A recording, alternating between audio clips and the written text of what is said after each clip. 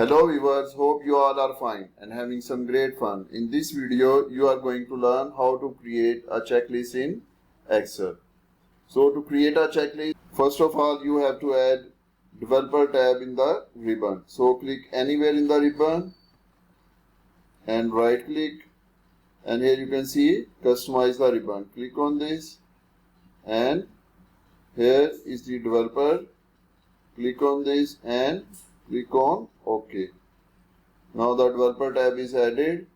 Click in this and here you can see insert drop down.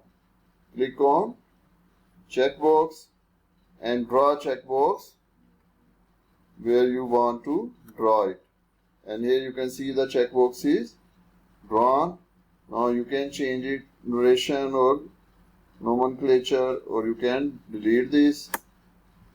Move the arrow keys and go in and select this checkbox, and from here drag this to the remaining, and you can see the checkbox is created. You can check or uncheck this.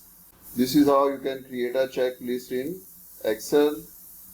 In the end, please like and share this video and subscribe our channel. Thank you.